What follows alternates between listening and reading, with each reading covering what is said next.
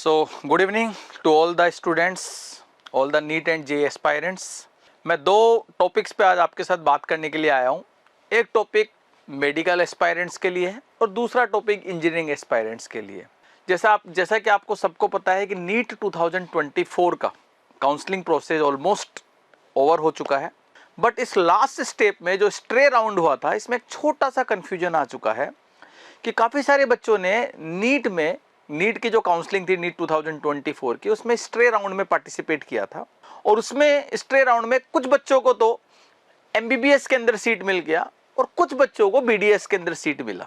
अब जिन बच्चों को बीडीएस में सीट मिला था वो बच्चे भी अपने नीट 2025 की पैरेलली प्रिपरेशन कर रहे थे और जिन बच्चों को एमबीबीएस में सीट मिला स्ट्रे राउंड में वो भी नीट 2025 की प्रिपरेशन कर रहे थे, क्योंकि हम सब जानते हैं कि स्ट्रे राउंड में जो सीट अलॉट हुई है वो सीट अलॉट हुई है जो एमबीबीएस के फर्स्ट सेकंड राउंड के अंदर जो सीट वेकेंट रह चुकी थी, तो वो वेकेंट सीट के लिए उन बच्चों को मौका दिया गया जिनको सीट नहीं मिली थी किसी भी मेडिकल कॉलेज में due to their less marks. तो इसमें बहुत अच्छा भी हुआ कि हमारे यहाँ से भी एक बच्चा था रैंक बूस्टर बैच में जिसका इस साल एडमिशन लिया था और ड्रॉपर बैच में क्लासेस कर रहा था, उसका 610 मार्क्स आया था। 610 marks, he belongs from general category और उसको फर्स्ट राउंड सेकंड राउंड में किसी भी मेडिकल कॉलेज में सीट नहीं मिला था, तो उसने स्ट्रे राउंड में पार्टिसिपेट किया और 610 मार्क्स में उसको जीएमसीएच में सीट मिला। तो ये एक उस बच्चे का लक बोलो, उसको एक अपॉर्चुनिटी मिली कि 610 मार्क्स में जनरल कैटेगरी से बिलोंग करता है और उसको जीएमसीएच में सीट मिला। लेकिन साथ में कुछ ऐसे भी बच्चे थे जिनको स्ट्रे राउंड के अंदर जिसका 587 मार्क्स था, उनको डेंटल कॉलेज में बीडीएस में सीट मिला, लेकिन वो साथ साथ में नीट 2025 की प्रिपरेशन भी कर रहे थे। अब उन बच्चों के दिमाग में जैसे उनको बीडीएस में सीट मिला तो कुछ बच्चे के मन में आया कि नहीं, अब हम बीडीएस में सीट नहीं लेते हैं, क्योंकि ऑलमोस्ट हम लोगों ने 3-4 महीने से नीट 2025 की प्रिपरेशन कर ही रहे हैं और 6 महीने बाद फिर से नीट 2025 हो रहा है, तो हम एक बार एमबीबीएस के लिए ट्राई करते हैं। तो वो बीडीएस ऑप्ट नहीं करना चाह रहे थे, बट डीएमई की वेबसाइट पे एक नोटिस उनको मिला जिसमें नोटिस में मेंशन था, एक 4th नंबर का पॉइंट नोटिस का आपको बता दूं, जिसमें मेंशन था कि जिन स्टूडेंट्स को स्ट्रे राउंड के अंदर नीट 2024 की स्ट्रे राउंड काउंसलिंग के अंदर किसी भी मेडिकल कॉलेज में कोई सीट अलॉट हुई है और यदि वो सीट को ऑप्ट नहीं करता है, उसको छोड़ देता है, तो वहां पे दो चीजें मेंशन थी। एक, उसने जो सिक्योरिटी डिपॉजिट जमा कराई है काउंसलिंग के दौरान वो उसका फॉरफिट हो जाएगा, एंड दूसरा पॉइंट मेंशन था कि उस बच्चे को नीट 2025 के लिए अलाउ नहीं किया जाएगा, एलिजिबल नहीं किया जाएगा। तो बच्चे जो इनको बीडीएस में सीट मिल रही है और वो लेकिन नीट 2025 के लिए प्रिपरेशन करना चाह रहे हैं, वो बड़े कंफ्यूज हो गए। अब उनको लगा कि अब हमें बीडीएस में सीट लेनी पड़ेगी। तो मैं एक चीज बता देता हूं कि ये जो पॉइंट था, ये जो नीट 2025 के लिए एलिजिबल नहीं होगा वो बच्चा जिसको सीट मिल जाती है और वो सीट ऑप्ट नहीं करता है, ये सिर्फ और सिर्फ उस बच्चे पे लागू हो रहा है जिसको एमबीबीएस के अंदर सीट अलॉट हो रही है स्ट्रे राउंड में और वो सीट को ऑप्ट नहीं करता है।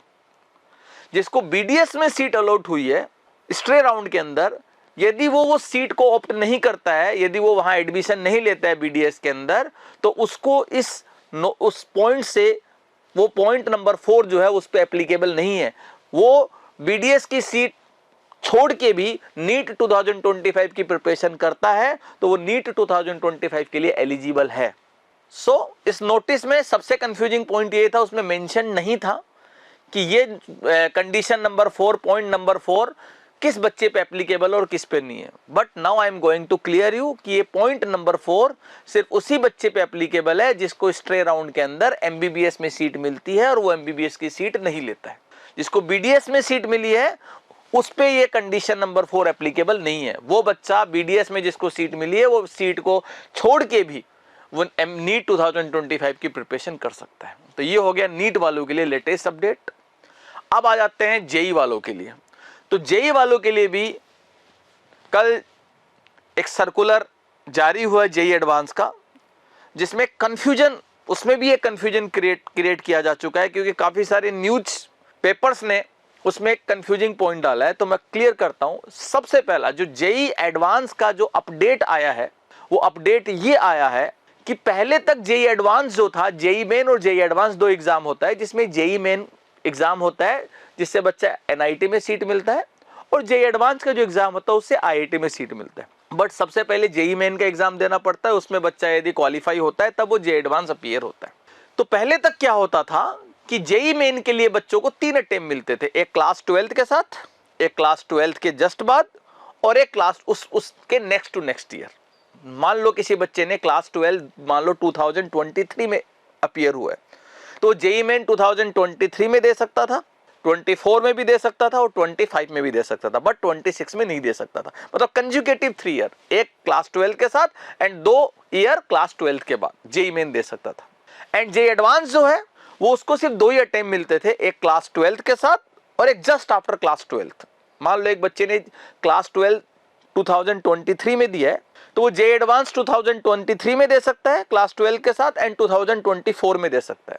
2025 में वो जेई एडवांस का एग्जाम नहीं दे सकता था, वो सिर्फ जेई मेन का एग्जाम दे सकता था। और 26 में मतलब चौथे साल में वो ना जेई मेन के लिए एलिजिबल था ना जेई एडवांस के लिए एलिजिबल था। बट नाउ जो क्राइटेरिया जेई मेन के लिए था कि 3 अटेम्प्ट जेई मेन में मिल रहे थे, सेम क्राइटेरिया अब जेई एडवांस के लिए भी हो चुका है कि पहले जेई एडवांस में 2 अटेम्प्ट थे, नाउ जेई एडवांस में इस साल से 3 अटेम्प्ट हो चुके हैं। मतलब जो बच्चे ने क्लास 12 का बोर्ड एग्जाम 2023 में दिया है वो पहले तक के क्राइटेरिया के हिसाब से 25 में वो सिर्फ जेई मेन दे सकता था, एडवांस नहीं दे सकता था। क्यों? क्योंकि 23 में एक अटेम्प्ट हो गया, 24 में दूसरा अटेम्प्ट और 25 में वो जेई एडवांस के लिए एलिजिबल नहीं था। बट अब जो नया सर्कुलर निकला है उसमें वो बच्चा जिसने क्लास 12 का बोर्ड एग्जाम 2023 में दिया है वो बच्चा इस साल भी जेई एडवांस के लिए एलिजिबल है। मतलब वो जेई मेन के लिए तो एलिजिबल था ही, साथ में जेई एडवांस के लिए भी इस साल एलिजिबल है। तो जेई मेन में जैसे 3 अटेम्प्ट वैसे ही जेई एडवांस में भी 3 अटेम्प्ट हो चुके हैं और ये 2023 में जिसने क्लास 12 दिया था उसको एक अपॉर्चुनिटी और मिली है जेई एडवांस देने की। ये पहला क्लैरिटी दिया मैंने आपको। दूसरा इसमें कंफ्यूजन कुछ न्यूज पेपर्स ने इसमें ये भी पॉइंट आउट कर दिया था कि 75% का जो क्राइटेरिया है क्लास 12 बोर्ड का वो क्राइटेरिया हटा दिया है। ऐसा कुछ नहीं है, ऐसा किसी नोटिस में ऐसा कुछ नहीं लिखा हुआ है। 75% का क्राइटेरिया अभी भी स्टिल ऑन है। लेकिन मैं पहले क्लियर कर देता हूं कि 75% क्राइटेरिया क्या है। जेई मेन का एग्जाम देने के लिए आपको क्लास 12 बोर्ड में 75% मार्क्स की जरूरत नहीं है एग्जाम देने के लिए। लेकिन आपको जब जेई मेन आप क्वालिफाई कर लेते हैं और तब आपको जब एनआईटी या ट्रिपल आईटी में जब आपको सीट आप एडमिशन लेने जाते हैं तब आपको एनआईटी या ट्रिपल आईटी में एडमिशन या जीआईएफटीज में एडमिशन लेने के लिए जब आप जाएंगे तब आपको क्लास 12 में 75% का मार्कशीट आपको शो करना पड़ेगा। एग्जाम देने के लिए 75% की जरूरत नहीं है, but NIT, triple IT and GIFTs में एडमिशन लेना है तब आपको 75% क्लास 12 में सीबीएसई बोर्ड में मैंडेटरी है। या फिर टॉप 20 परसेंटाइल, आप स्टेट बोर्ड से तो आपको अपने स्टेट बोर्ड के टॉप 20 परसेंटाइल में होना पड़ेगा। अब आप बोलेंगे कि सर फिर जेई मेन देने के फायदा क्या? नहीं है, क्योंकि जेई मेन के स्कोर के बेसिस पे आपको इन 3 इंजीनियरिंग कॉलेज में एडमिशन नहीं मिलता। अदर इंजीनियरिंग कॉलेजेस भी हैं उनमें भी आपको एडमिशन मिलता है जेई मेन के स्कोर पे। यदि आपका जेई मेन में स्कोर अच्छा है, लेट अज्यूम कि आपका 98 परसेंटाइल है, 99 परसेंटाइल है, लेकिन क्लास 12 बोर्ड में आपके 74% आ गए तो आप जेई मेन एग्जाम के लिए एलिजिबल हैं। लेकिन आपको इससे एनआईटी, ट्रिपल आईटी और जेआईएफटीज में एडमिशन नहीं मिलेगा, आपको अदर इंजीनियरिंग कॉलेज में एडमिशन मिलेगा। सो ये 75% का क्राइटेरिया पे अभी तक कोई क्लैरिफिकेशन नहीं है, कोई अपडेट नहीं है। तो अभी तक आप ये मान के चलिए कि जो क्लास 12 का 75% का एलिजिबिलिटी क्राइटेरिया था वो अभी भी स्टिल ऑन है, उसमें कोई चेंजेस नहीं है। सो ये 2 अपडेट मेडिकल के बच्चे के लिए। पहला अपडेट था जो बच्चे इस बार नीट के काउंसलिंग में जो इन्होंने नीट 2024 दिया था उनके लिए एक नोटिस का कंफ्यूजन था जो मैंने क्लियर किया है। दूसरा, जो बच्चे अभी इंजीनियरिंग एस्पायरेंट है वो जो जेई मेन और जेई एडवांस के एग्जाम देने वाले हैं 2025 में, उनका भी मैंने क्लैरिटी दे दी है कि क्लास 12 बोर्ड का जो परसेंटेज क्राइटेरिया था, एलिजिबिलिटी क्राइटेरिया, उसमें कोई चेंजेस नहीं है। तो आप अपने बोर्ड पे इक्वली फोकस करते रहिए। जो बच्चे का लास्ट ईयर 2020 इस साल 2024 में जिन्होंने बोर्ड में अपीयर हुए थे और उनका किसी कारण से परसेंटेज कम आया था क्लास 12 बोर्ड में, eligibility criteria JEE Main, JEE advance का फुलफिल नहीं कर पा रहे थे, और जो अभी फिर से बेटरमेंट देके अपना क्लास 12 का परसेंटेज इंप्रूव कर रहे थे जेई मेन जे एडवांस के लिए, तो मैं उनसे रिक्वेस्ट करूंगा कि अपनी बोर्ड प्रिपरेशन को साइमल्टेनियसली आप वैसे ही कैरी करते रहिए जैसे आप कर रहे थे।